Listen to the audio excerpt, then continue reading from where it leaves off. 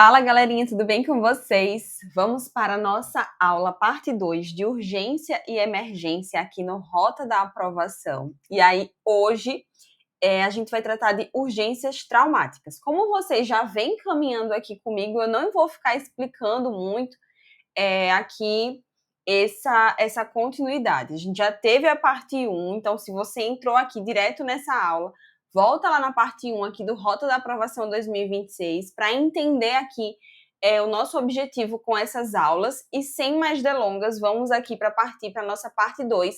Lembrando, urgência e emergência traumática. A parte 1 foi urgência e emergência clínica, tá? Então, começando aqui, vamos falar sobre o conceito do trauma, certo? Então, o que é o trauma? Para a gente definir e estar atento para uma possível prova, né? Que é o objetivo de vocês, na verdade. Então, vamos lá. O trauma, ele é uma lesão tecidual física, repentina, tá certo? E ela pode ser penetrante ou contusa. E além disso, dessas duas classificações, penetrante ou contusa, a gente pode ter que ela foi intencional ou acidental. Então, temos essas classificações em relação ao trauma, tá? Para você deixar aí bem claro e objetivo na sua mente, caso a sua prova venha solicitando isso, tá certo? E quais são os princípios para o atendimento pré-hospitalar no trauma, de acordo com o PHTLS de 2023? Eu trouxe aqui a referência para vocês, tá certo? Do que a gente está estudando, tá? Então, primeiro de tudo, o que a gente precisa fazer? Garantir a segurança dos profissionais, e aqui a gente sabe que em todo e qualquer atendimento, a gente precisa aí garantir a segurança desses profissionais que estão prestando o atendimento, porque senão serão mais vítimas ali nesse contexto, tá certo? Tanto do profissional quanto do paciente, a gente precisa garantir também a segurança, tá? Avaliar a situação da cena, avaliar a cena para determinar a necessidade de recursos adicionais. Talvez a pessoa que está ali prestando aquele socorro não tenha no momento, então ela vai precisar acionar ali recursos adicionais, certo?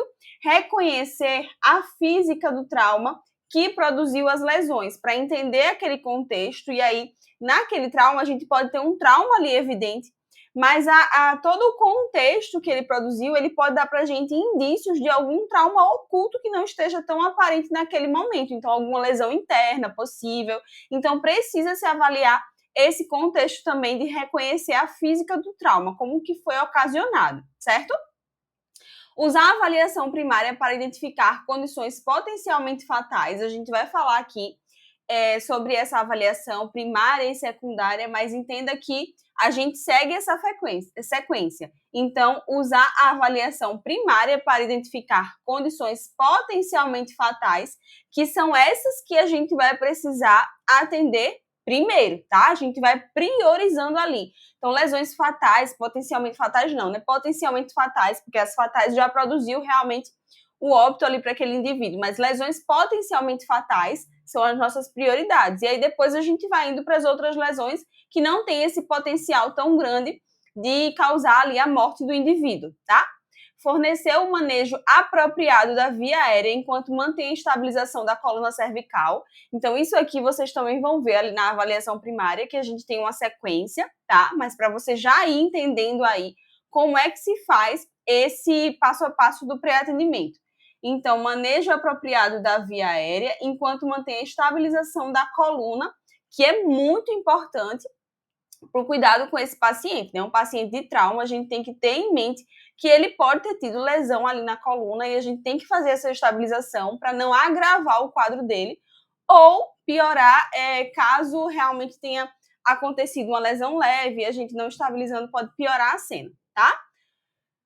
Oferecer suporte ventilatório e fornecer oxigênio para manter a saturação maior que 94%. Então, perceba que aqui a gente não vai ofertar oxigênio a todo mundo, tá? A gente só vai ofertar em caso de necessidade. E qual é esse parâmetro de necessidade? A gente precisa de uma saturação maior que 94%, tá? Se você avalia e esse paciente não tem, aí a gente oferta o oxigênio, tá? Para manter a saturação maior ou igual a 94. E controlar qualquer hemorragia externa significativa. Então, esse também é um ponto muito importante que precisa ser feito, controle da hemorragia para esse paciente, tá? Então, aqui, a sua prova, ela pode abordar essas várias situações, tá? E perguntar para você quais as prioridades, como é que é feito, quais os princípios, pode trazer assim mesmo, de acordo com o PHTLS. E aí ela pode colocar, por exemplo, questões A, B, C, D, E, em que 4 vão ser realmente algum desses princípios e uma das alternativas não seja. Então, preste atenção nisso aqui para você aprender, para quando você visualizar lá na sua prova, você conseguir acertar. E lembrando que eu sempre falo aqui para vocês, né? A gente só consegue realmente fixar o conteúdo com treino. Então, preste atenção aqui na aula, entende e depois parte para o treinamento, tá bom?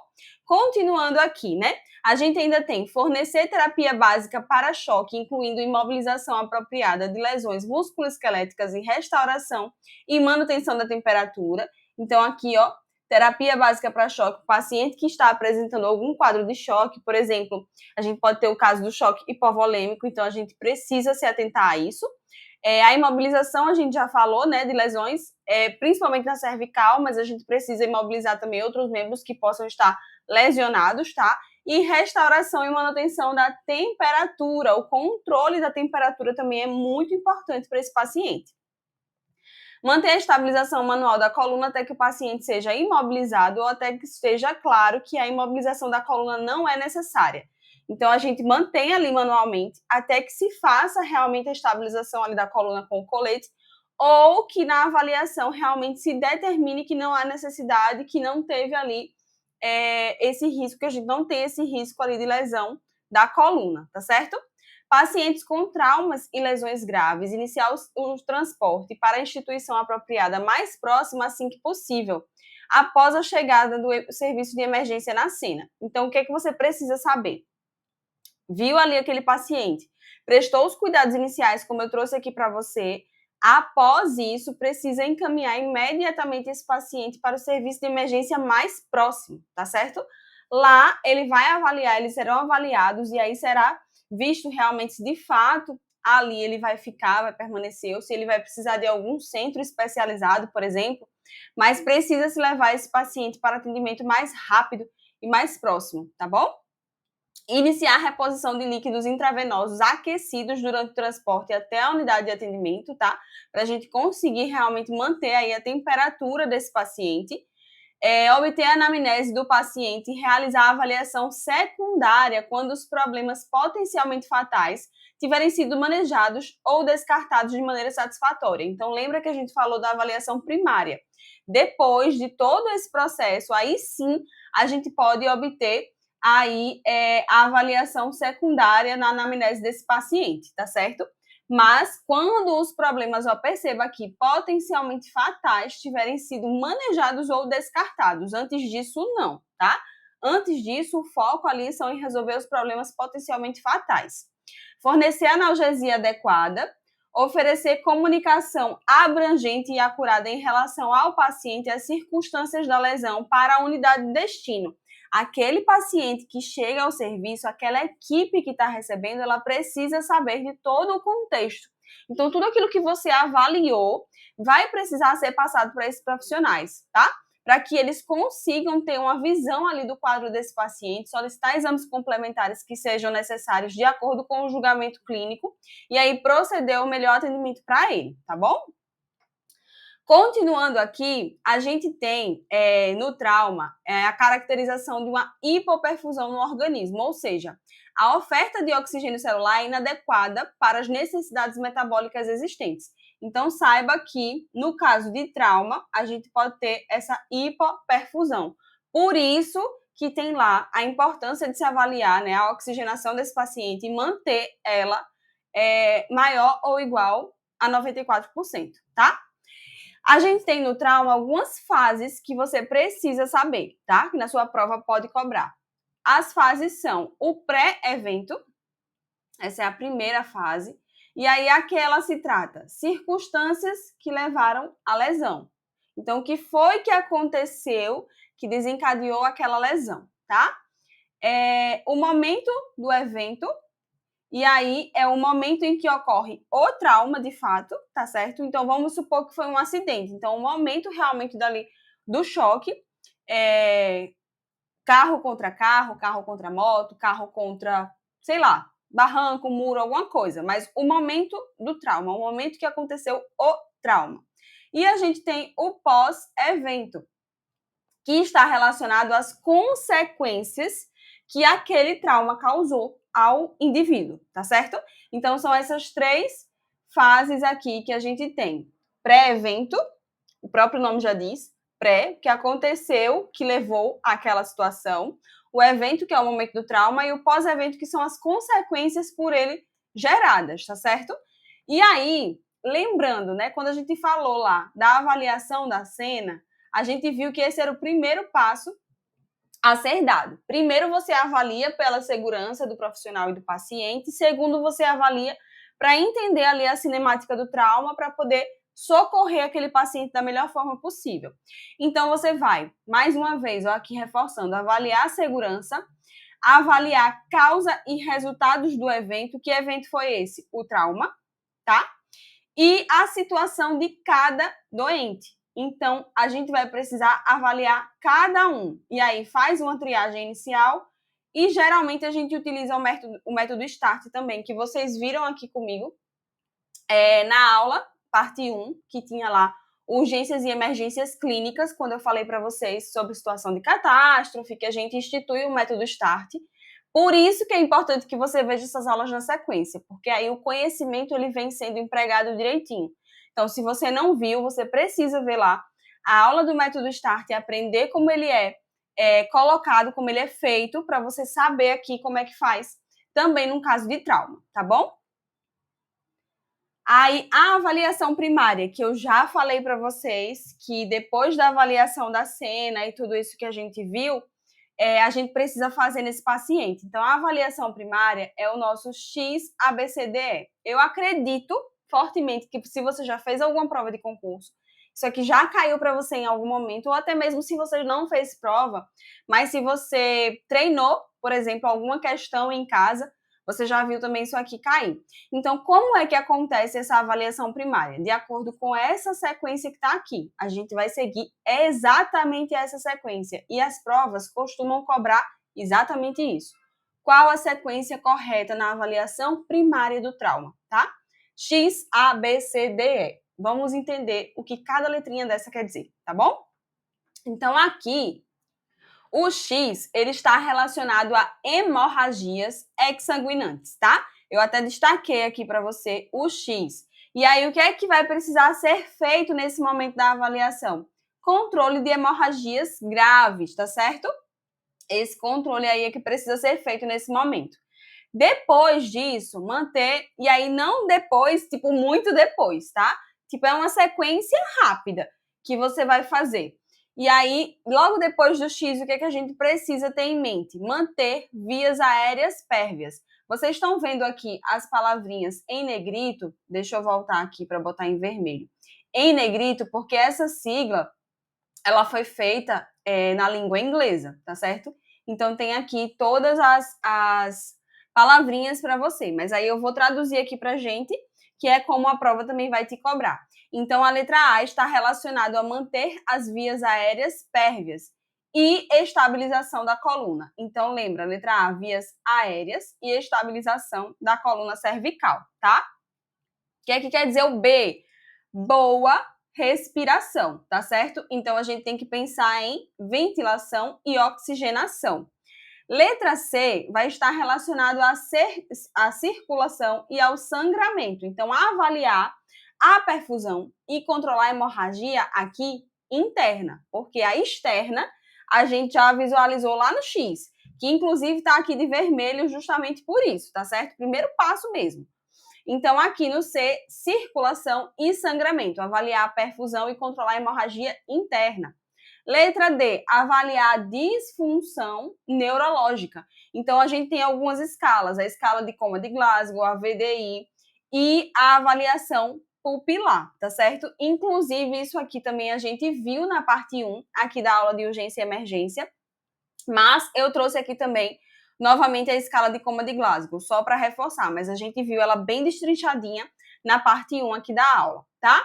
E letra E está relacionada à exposição para exposição do paciente, né, para visualizar como um todo, e aí também fazer a prevenção da hipotermia. A gente coloca aquelas mantas térmicas para que esse paciente ele não perca calor, tá certo?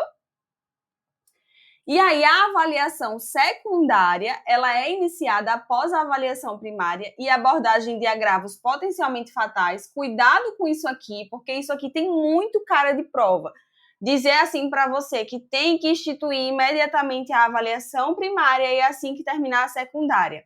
Não é exatamente assim. Ela é após a primária, mas perceba que ela é também após a abordagem de agravos potencialmente fatais. Então, cuidado com essas pegadinhas que as provas costumam aplicar, tá? Para você não ser pego aí de calça curta e perder uma questão por bobeira, tá?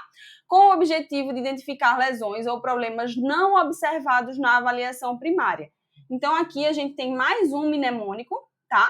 A gente viu XABCDE, que é a avaliação primária, e a avaliação secundária é o sampler, tá certo? Então, o que é que cada letrinha quer dizer? O S está relacionado a sintomas. Qual a queixa principal desse paciente? Qual o principal fator que aconteceu ali que precisa ser avaliado, tá? A letra A está relacionado a alergias. Então, esse paciente ele tem alergia, eu preciso saber para poder instituir tratamentos adequados para ele e não levar ele a sofrer mais risco do que ele já foi exposto com relação ao trauma, tá? A letra M está relacionada a medicamentos em uso. Então, eu preciso saber se o paciente tem alguma condição que ele faça uso contínuo de alguma medicação, ou mesmo que não seja contínuo, no momento ele está em uso de alguma medicação, então a gente precisa saber. O P está relacionado a passado médico, e aí também tem a questão da prenhez, que é a gravidez. Então, problemas, aqui ficou problemas, é problemas, viu, gente? Problemas de saúde prévios ou doença atual mesmo, tá certo? Precisa saber desse paciente. O L está relacionado a líquidos ou algum alimento que ele tenha ingerido. Qual foi a última refeição? O que foi que ele comeu? Há quanto tempo, tá certo? Precisa saber também. O E está relacionado a eventos pré-lesão. Então, o que foi que aconteceu que chegou a causar aquela lesão? Esse paciente sofreu afogamento, foi alguma hipotermia, ele teve alguma exposição a materiais perigosos. Então, qualquer coisa que se possa pensar que aconteceu para ocasionar esse trauma, a gente precisa saber, tá?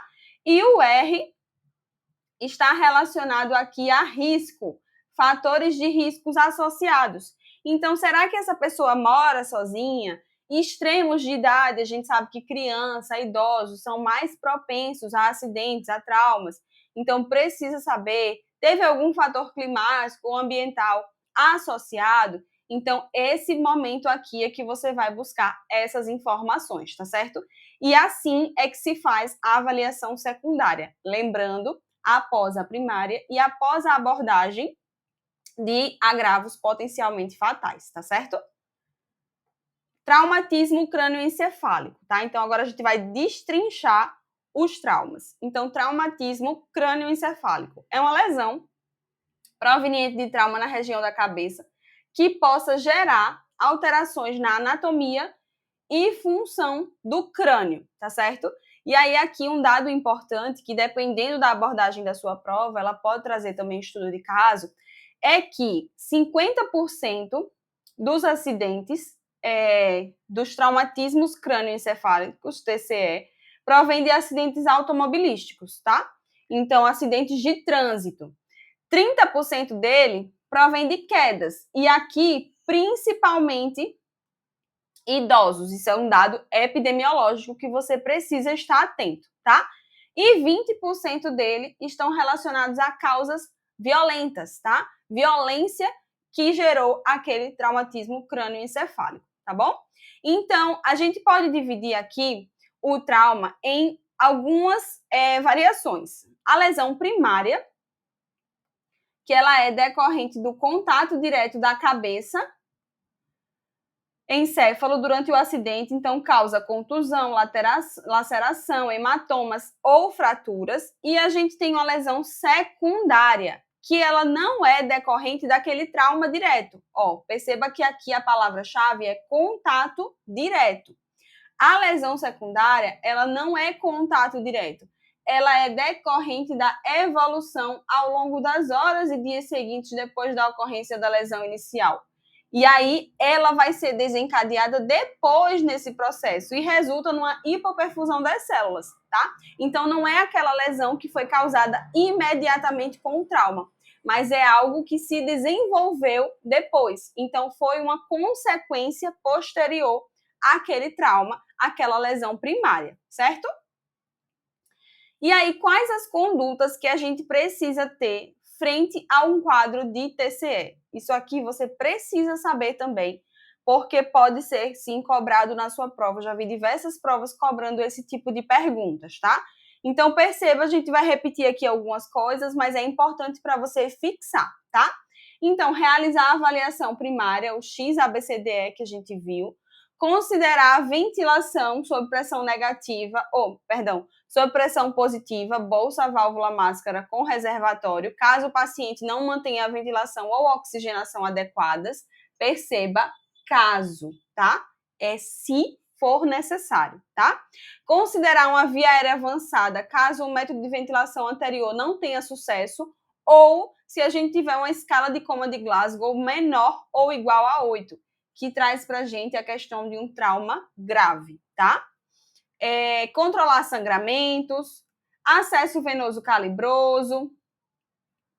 Cadê que a caneta parou de funcionar?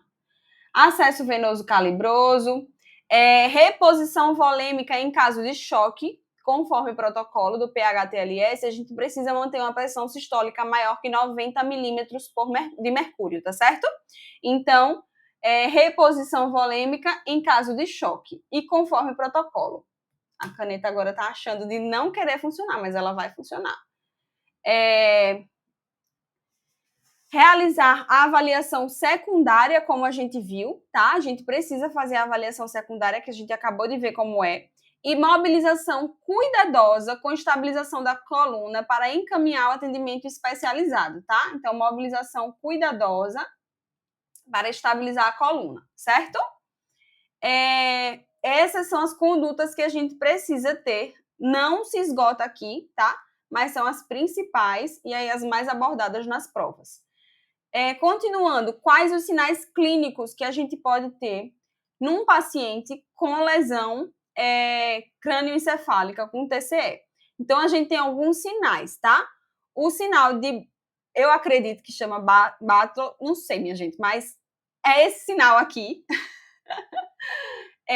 que é uma equimose, uma mancha roxa na região do mastoide. Então, a gente tem aqui, eu trouxe até a imagem para você entender como é que isso pode acontecer no paciente, que é nessa região aqui atrás da orelha, tá? Perceba que o cabelo tá preso aí, é nessa região aqui atrás da orelha. E ela indica grave trauma de base de crânio, tá certo? Grave trauma de base do crânio, tá? Esse sinal. Aí a gente tem também o sinal de Guaxinim. Como é que é o sinal de Guaxinim? Perceba ele aqui, ó, na outra foto, que eu trouxe também para vocês. Então, é caracterizado por uma equimose periorbital, também indicativo de trauma de base de crânio. Então, se o paciente apresentar essa situação aqui ou essa aqui, a gente já suspeita de trauma de base de crânio, tá? E a gente tem também o sinal do duplo halo. Isso aqui nem era tão cobrado antes, a gente vinha muito esses dois primeiros, mas começou a cair, tá? Então, eu trouxe aqui para vocês também. É a presença de anéis concêntricos com sangue.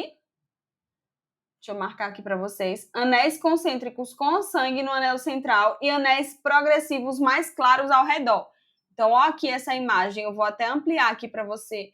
Perceba que a gente tem aqui um anel central com sangue e o concêntrico ao redor, tá? Aqui desse paciente. Então, esse é o sinal de duplo halo, tá certo? Que pode estar na sua prova, tá bom? Esses três são sinais clínicos de pacientes com TCE, tá bom? Aqui, mais uma vez, eu trouxe para vocês a escala de Coma de Glasgow, só para relembrar, mas eu expliquei ela muito detalhadamente na nossa aula parte 1, tá? Reforça lá, assiste se você ainda não viu e treina muitas questões. O segredo para você aprender escala de Coma de Glasgow é treino, tá? Coloca aí na sua mente, mesmo que você não pegue prova, mas elabora na sua mente várias classificações de paciente aqui em relação às respostas que ele pode trazer para ir calculando, tá? Então, a gente tem 4 pontos a serem avaliados na escala atualizada, que é a abertura ocular, a resposta verbal, a resposta motora e a resposta pupilar, tá certo? A abertura ocular, ela vai pontuar de 1 a 4, tá?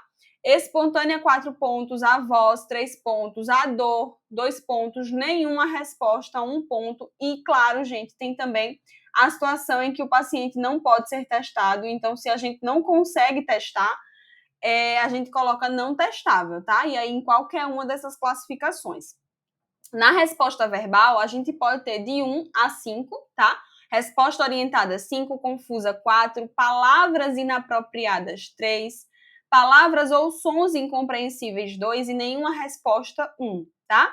Resposta motora, 6 pontos, tá? De 1 a 6. Obedece a comandos, 6. Localiza a dor, 5. Movimentos de retirada, realmente só, 4. Flexão anormal, 3. Extensão anormal, 2. E nenhuma, 1, tá certo? E a resposta pupilar, lembrando que ela tem pontuação negativa. Eu falei isso para vocês também na aula anterior, mas só aqui relembrando. Então, primeiro eu vou avaliar esses 3 pontos, vou fazer um somatório. E aqui, com a resposta pupilar, desse somatório aqui, eu vou diminuir, tá certo? Então, vamos supor que eu tive um paciente que a pontuação dele nesses 3 primeiros deu, por exemplo, 11, tá? E aí, na resposta pupilar, ele teve a reação em apenas um olho, tá? Então, eu vou fazer 11 menos 1, porque aqui está relacionado, ó, resposta em apenas um. Apenas uma reage ao estímulo, tá? Se eu não tivesse nenhuma reação, eu coloquei lá o estímulo luminoso numa pupila, depois na outra, e não tive nenhuma reação, é menos 2, tá? E se eu tive reação bilateral, eu não diminuo nada, é 0. Então, nesse paciente aqui, ó, ele reagiu em apenas um dos olhos, então eu teria pontuação 10. Se ele reagiu nos 2 olhos, eu não diminuo nada, porque ele teve reação nos 2, então eu continuo com 11. E se ele não teve nenhuma reação, tanto em um olho como no outro, eu vou reduzir 2 e vai ficar 9, tá? Mas, lembra, se você tem muita dificuldade, vai na nossa aula parte 1 de urgência e emergência parte 1 da rota da aprovação, que aí eu expliquei ela muito detalhadamente para você, tá certo? Ah, só esse ponto aqui também, que é importante que você saiba, essa classificação, que cai muito também nas provas. Se a gente tem uma pontuação para o paciente da escala de Coma de Glasgow entre 13 e 15, no final de tudo, eu somei esses 3, eu subtraí aqui caso foi necessário e eu tive entre 13 e 15, é um paciente classificado como trauma leve, tá? Agora, se eu tive uma pontuação entre 9 e 12, é um paciente com trauma moderado. Porém, se eu tive entre 3 e 8, porque lembrando que 3 é o mínimo, tá? Eu tenho um paciente com trauma grave. E isso aqui indica necessidade de tubo, tá bom? Continuando. Agora, traumatismo raquimedular, tá? A gente fechou o TCE e vai para o TRM. Então, é uma lesão grave na medula espinhal causada por trauma externo, acidentes, quedas, agressões, resultando danos motores, sensitivos ou autonômicos temporários ou permanentes. Então, perceba, lesão de medula, deixa eu voltar aqui para botar com a outra caneta, lesão de medula, que resulta em danos motores, sensitivos e autonômicos temporários ou permanentes, tá? Afeta principalmente homens jovens, sendo comum na coluna cervical e torácica, podendo causar tetraplegia ou paraplegia, tá? O atendimento adequado no local do acidente é fundamental para se reconhecerem as lesões existentes e evitar lesões adicionais, como a gente falou lá. Então, estabilize o paciente direitinho para que não consiga causar lesões adicionais a que ele já apresenta, tá? A lesão da coluna vertebral deve ser sempre, perceba, considerada até que o paciente possa ser reavaliado, avaliado com segurança, tá? Então, eu tive um paciente que teve um trauma raquimedular, qualquer trauma, na verdade, né, minha gente, que tem possibilidade de lesão de coluna, eu devo sempre considerar aí essa lesão até que ele seja avaliado com segurança, tá? Para não agravar a situação dele. Sinais e sintomas do trauma de coluna, tá? Quais são eles que eu posso citar aqui para vocês?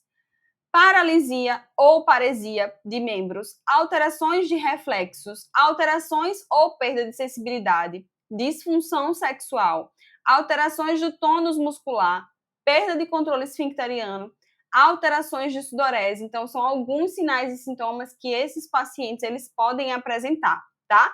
Quando tem trauma aí da coluna, certo? E aí, quais são os fatores que são indicativos para restringir os movimentos da coluna? Você precisa saber. Eu me deparei com esse tipo de situação. Então, esse é um fator que eu preciso restringir o movimento da coluna.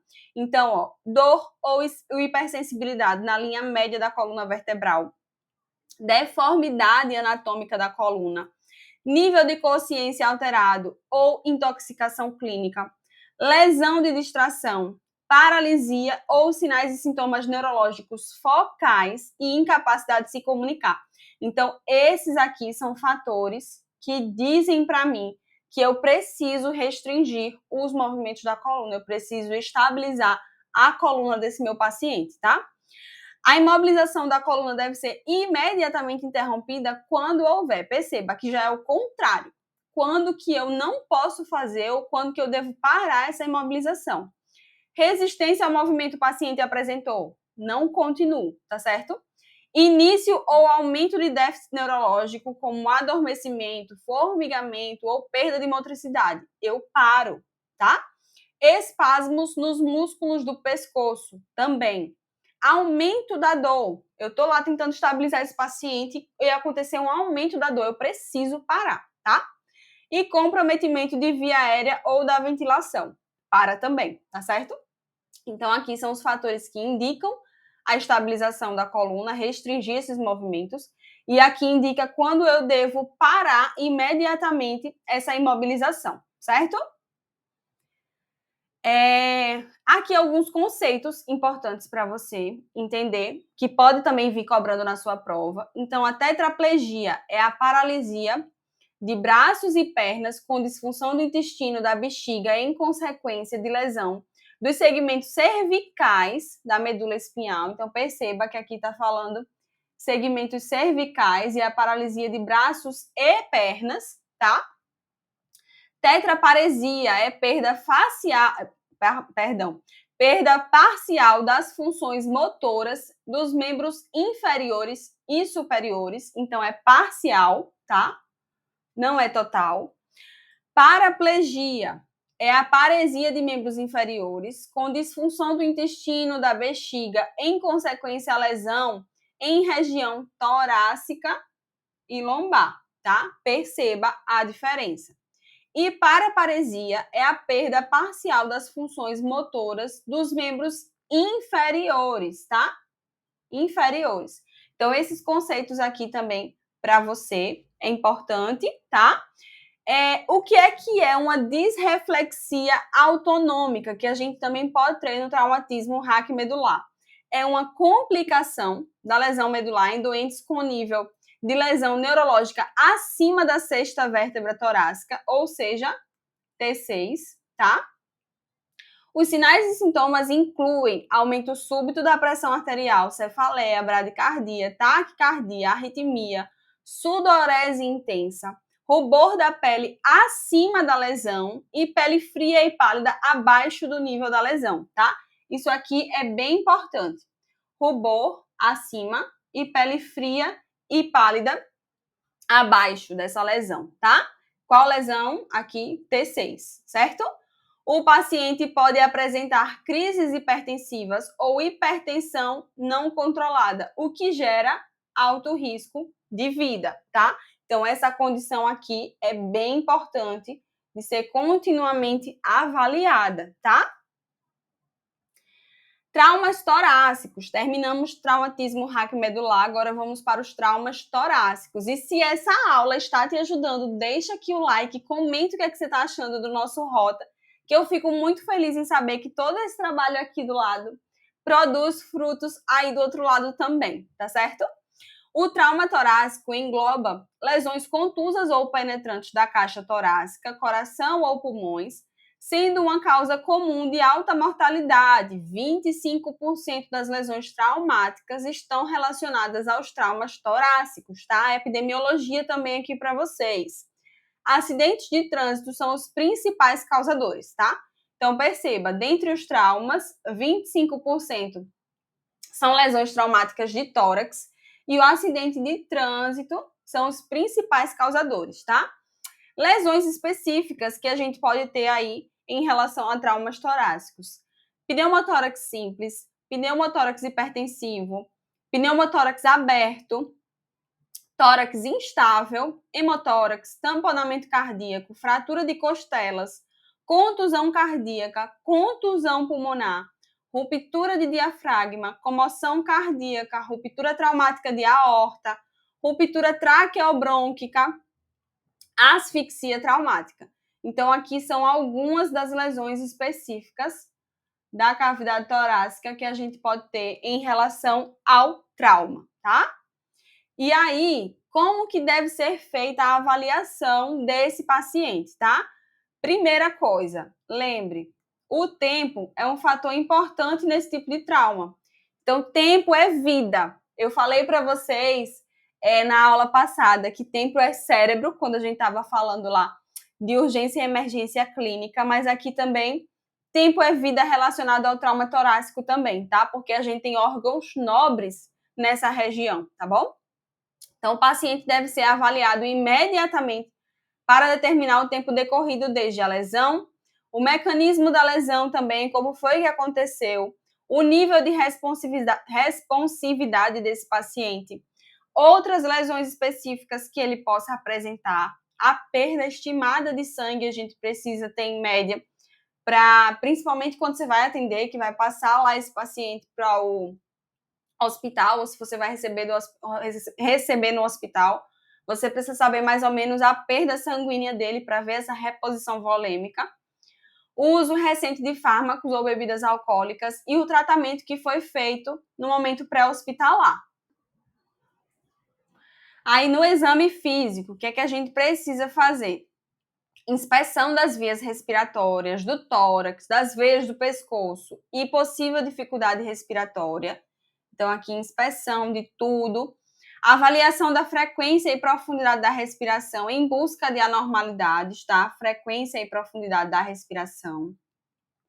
Exame do tórax quanto à simetria do movimento, sons respiratórios, ferimentos abertos, entrada e saída de feridas também, objetos encravados, desvio traqueal, presença de enfisema subcutâneo, hematomas, equimoses, petecas, lacerações e queimaduras, tá? Queimaduras também, essa região aqui é muito nobre.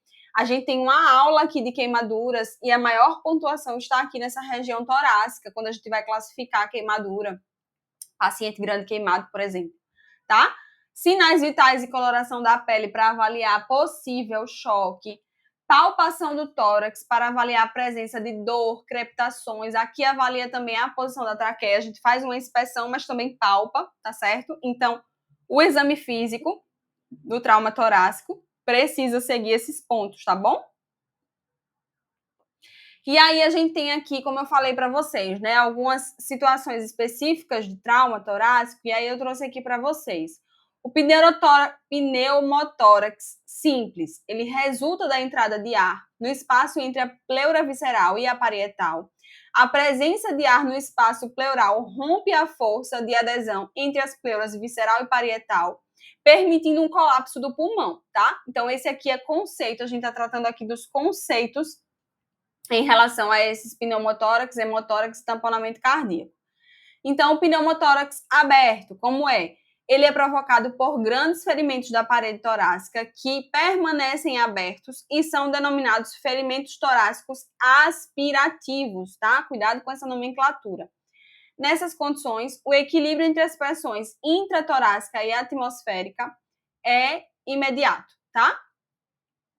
Pneumotórax hipertensivo ocorre quando há formação do mecanismo valvulado unidirecional de escape de ar do pulmão para o espaço pleural. O ar entra na cavidade pleural sem a possibilidade de sair, colapsando completamente o pulmão. A gente vai trazer aqui, eu vou trazer para vocês imagens para vocês entenderem como que isso acontece, tá? Hemotórax ocorre quando há entrada de sangue no espaço pleural. Como esse espaço pode acomodar grande volume de sangue, entre 2.500 a 3.000, o hemotórax pode representar uma fonte significativa de sangramento, tá certo? E tamponamento cardíaco ocorre quando um ferimento cardíaco possibilita o acúmulo de líquido, geralmente sangue, entre o saco pericárdico e o coração. Então, vamos ver aqui as figuras, tá? Vou aumentar aqui um pouquinho para ficar mais fácil essa visualização. Então, aqui a gente tem um pulmão colabado por um pneumotórax. Então, perceba que ele está todo comprimidinho aqui, ó, tá? E essa aqui, a situação do pneumotórax, tá? Pneumotórax simples, que eu trouxe para vocês o conceito, aqui é a imagem, tá bom? Aqui, a gente já tem um pneumotórax aberto, tá? Ó o pulmãozinho aqui todo espremidinho. E aqui, ó, a abertura que causou esse pneumotórax aberto, certo? Aí aqui a gente tem um pneumotórax hipertensivo, tá? O pulmão aqui também todo estreitadinho por conta desse mecanismo do pneumotórax hipertensivo. Já aqui, nessa outra figura, a gente tem um hemotórax. Perceba aqui, ó, a cavidade com sangue, tá? E aí, o pulmão não pode expandir completamente, tá bom? E aqui, a gente tem uma situação de tamponamento cardíaco. Então, perceba aqui essa situação, lá como eu passei o conceito para vocês, ó, fazendo esse tamponamento cardíaco. Então, tem essas imagens para você ler o conceito e associar com a imagem no seu caderno. Se você quiser, você já coloca aí até do lado, porque aí você lê e já faz a comparação com a imagem para fixar muito melhor na sua mente. Aí, continuando, quais são os sinais e sintomas do pneumotórax hipertensivo? Então, a gente vai ter que o paciente vai apresentar dor torácica, sensação de fome de ar, dispneia importante, desconforto respiratório, taquicardia, hipotensão, cuidado para não confundir, desvio da traqueia para o lado contrário, tá certo? Ausência unilateral do murmúrio vesicular, porque aí a gente vai ter lá daquele lado, como a gente viu aqui, ó. Aqui a gente tem o murmúrio vesicular. Ok. Já desse outro lado, não. Tá certo? Distensão das veias do pescoço e cianose. E aí, lembrando que a cianose, ela vai ser uma manifestação mais tardia, tá? Ela não vai se apresentar imediatamente. No caso do tamponamento cardíaco, o que é que esse paciente ele pode apresentar? Dispneia também, sensação de aperto no peito, tá? Paciente progressivamente inquieto, ele vai ficando mais inquieto à medida que o tempo vai passando. Diminuição da pressão sistólica, taquicardia, alternância de altura do QRS no ECG. Então, a gente tem lá o traçado certinho. Então, quando o paciente está num quadro de tamponamento cardíaco, vai mudar a altura do QRS, tá? Vai alterar, e aí é um indicativo para você quando está avaliando o eletro. Bulhas hipofonéticas e posteriormente imperceptíveis, vai agravando tanto que vai ficando imperceptível. O sangue não consegue ser bombeado para a grande circulação, tá? Distensão jugular e elevação de pressão venosa central, tá certo? Distensão do jugular também aqui é um achado super indicativo, tá bom? Tamponamento cardíaco. E aí, a gente tem aqui a tríade de Beck, que é super característica, que eu trouxe aqui para vocês. Então, o que é que vai acontecer quando a gente tem essa tríade de Beck? Bulhas hipofonéticas é um ponto, é como se fosse um tripé. Imagina aqui um tripé. Então, essas três coisas precisam acontecer para a gente ter instituído a tríade de Beck. Então, bulhas hipofonéticas é um, êxtase de jugular é outro e hipotensão é outro. Então, pensou em tríade de Beck, aí você tem que lembrar bulhas hipofonéticas, êxtase de jugular, distensão de jugular e hipotensão, tá certo? Traumas abdominais, vamos caminhando aqui, a gente já está quase no final. Se você ainda não deixou seu like nessa aula, aproveita agora e deixa, pausa, dá o like e volta, tá? O trauma abdominal é classificado em fechado, contuso, por exemplo, em algum acidente, ou penetrante com o uso de armas, tá? Resulta de forças externas que atingem órgãos sólidos, baço, fígado ou oco, como o intestino, gerando risco de hemorragia interna, peritonite e choque. A avaliação imediata focada na estabilidade hemodinâmica e sinais de peritonite é crucial para definir entre um manejo conservador ou cirurgia de emergência, tá? Então, como é que a gente faz o diagnóstico de traumas abdominais? Observação e exploração das feridas locais. Deixa eu voltar aqui com o meu marca-texto. Observação e exploração. Ecografia abdominal focalizada por trauma. Então, naquela região do trauma já faz. Lavado peritoneal diagnóstico, radiografia e tomografia. A gente pode fazer, na verdade, assim, a equipe médica solicita, é feito, e aí assim consegue fazer o diagnóstico desses traumas abdominais. Volumes significativos de sangue podem estar presentes na cavidade abdominal sem que haja qualquer quadro clínico evidente, perceba, tá? Portanto, qualquer doente que tenha sofrido trauma fechado no tronco ou que tenha sido vítima de ferimentos penetrantes no tronco deve ser considerado portador de lesão vascular de víscera abdominal ou pélvica até que se investigue profundamente e descarte o fato, tá? Então, o paciente teve um trauma torácico, deve-se também investigar a possibilidade de trauma abdominal. Traumas abdominais, aqui alguns sinais que a gente vai visualizar nesses pacientes. Então, a gente tem o sinal de Great Turner e o sinal de Cullen. Então, de Great Turner é essa equimose, esse arroxeadozinho que vocês estão vendo aí nos flancos, indicando hemorragia retroperitoneal grave. Então, aqui, ó, o paciente ele apresenta esse sinal, tá? Olha aqui também. Ficou pequenininho aqui por conta da foto, mas dá para perceber. E o sinal de Cullen é caracterizado por equimose, que é o hematoma, e edema superficial no tecido adiposo ao redor da região periumbilical. Então, veja aqui o umbigo do paciente, tá? E aqui ao redor a gente tem o sinal também, tá? É um sinal clínico de emergência que indica sangramento intraabdominal ou retroperitoneal, frequentemente associado a pancreatite hemorrágica, ruptura de gravidez ectópica ou trauma, tá bom? E aí, quais as principais orientações sobre os cuidados iniciais a serem realizados em um paciente com suspeita ou confirmação de trauma abdominal? Então, a gente precisa realizar a avaliação primária e secundária, administrar oxigênio para manter a saturação maior que 94%, lembre, monitorar a oximetria de pulso, controlar sangramentos externos, instalar acesso venoso calibroso, realizar reposição volêmica se necessária conforme protocolo de choque, providenciar cuidados com os ferimentos e objetos encravados ou empalados, providenciar cuidados em caso de evisceração, tá?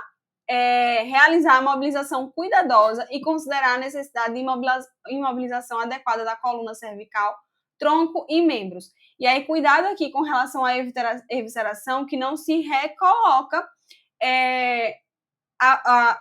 o órgão, né, eviscerado dentro da cavidade abdominal novamente, tá? Isso aqui cai muito em prova, você não reintroduz, tá bom? E aí, trauma músculo-esquelético é o nosso último conteúdo. Preste atenção que a gente já está aqui acabando. Como eu falei, as minhas aulas são super diretas, mais importantes, no que vai direto ao ponto do que é cobrado na sua prova, tá bom? Uma sugestão para você. Se você tem muita dificuldade de aprender, assiste primeiro aqui, que eu estou passando todas as orientações para você. Faz uma bateria de questões sobre o conteúdo. e depois vai analisar o que você errou, reassistindo aqui a aula e fazendo as anotações de acordo com os seus erros, tá? Isso aqui é uma técnica também que eu ensino para os meus mentorados, muito importante, dá muito resultado. Então aplica aí também que você vai ver que vai render bem no seu estudo. Trauma musculoesquelético são lesões físicas em ossos, músculos, ligamentos, tendões ou articulações causadas por impactos, macrotraumas ou sobrecargas, microtraumas. Fraturas, luxações, entorses e contusões são as mais comuns, frequentemente resultantes de quedas, acidentes automobilísticos ou esportes. Embora raramente fatais isoladamente, exigem avaliação rápida para identificar hemorragias, lesões vasculares ou nervosas, tá? E aí, importante aqui trazer para vocês. A gente deve reconhecer, manter a prioridade da avaliação e não se distrair pelas lesões graves que não ameaçam a vida. Lembra, a gente sempre vai pensar e vai atuar primeiro nas lesões potencialmente fatais. Então, por mais que tenha alguma lesão, por exemplo, exposta, mas que não seja uma situação considerada com potencial de fatalidade, aquilo não deve distrair a sua conduta, tá? Deve-se reconhecer as lesões potencialmente fatais e reconhecer o mecanismo da lesão ou a força que gerou o potencial para lesões que possam ser fatais. Então, por exemplo, você está numa situação que você não está visualizando, por exemplo, uma situação potencialmente fatal. Mas quando você reconhece o mecanismo que causou a lesão, você pode, no seu raciocínio clínico, avaliar que tem uma lesão potencialmente fatal, por exemplo, internamente, que você não esteja visualizando, tá bom?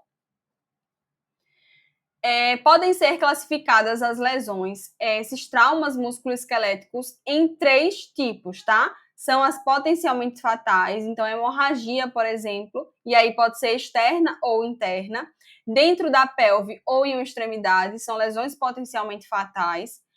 Não potencialmente fatal associado com trauma multissistêmico potencialmente fatal. Que é isso? Então, são lesões potencialmente fatais, como eu falei para vocês, uma hemorragia de pelve associada a uma fratura de membro, tá?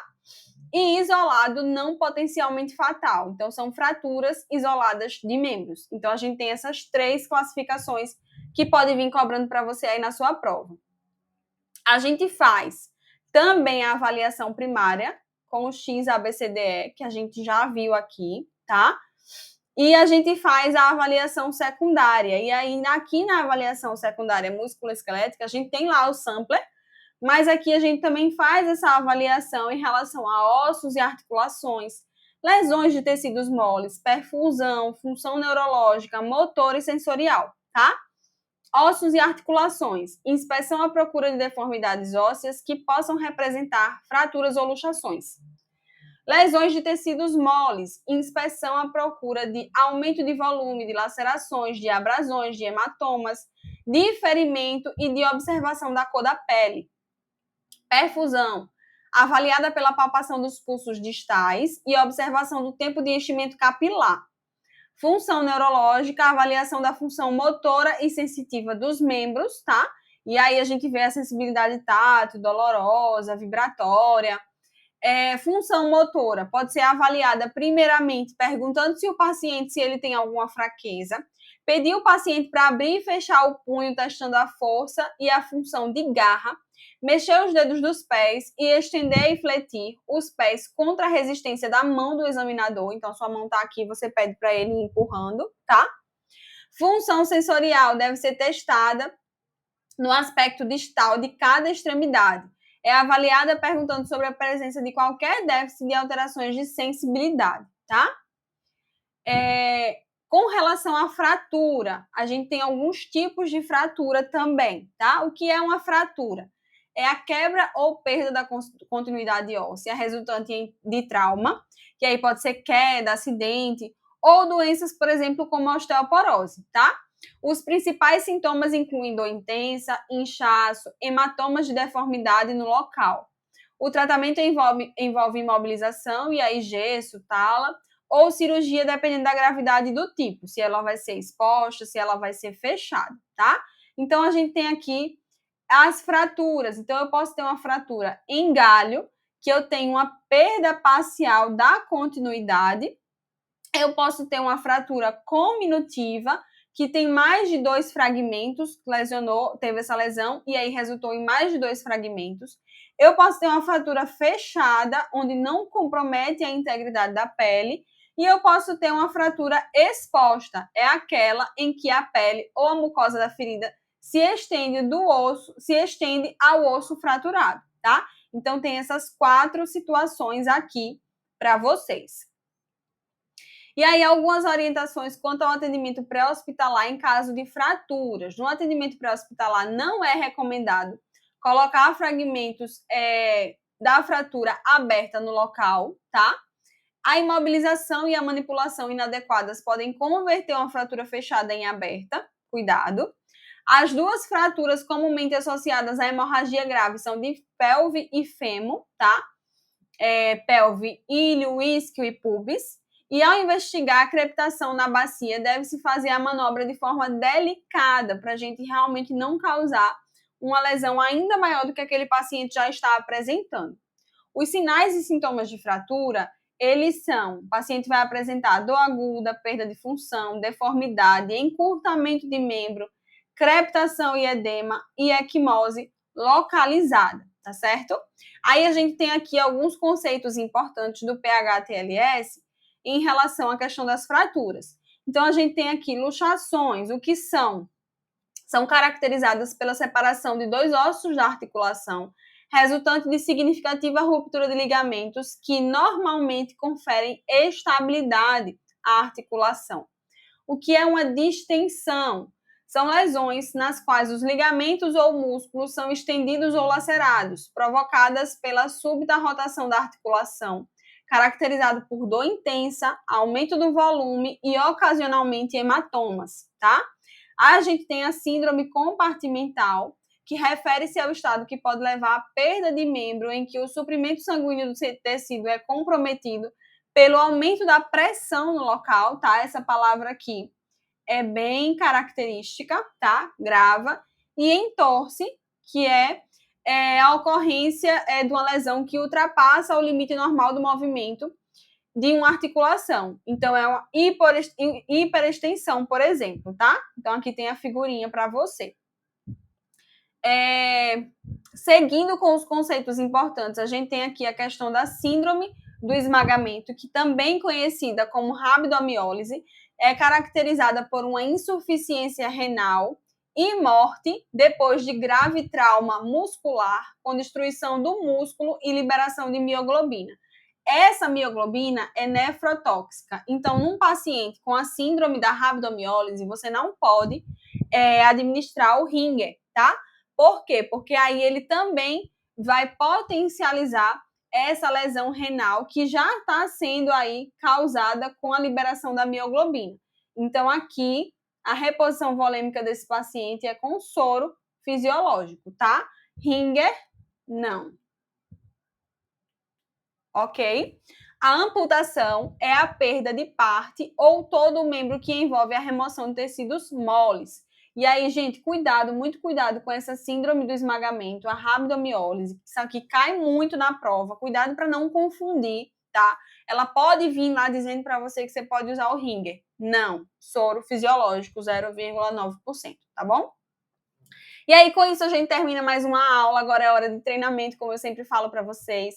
Faça muitas questões, principalmente com estudos de caso, para consolidar o seu conhecimento. Um beijo, te espero na nossa próxima aula. Tchau, tchau!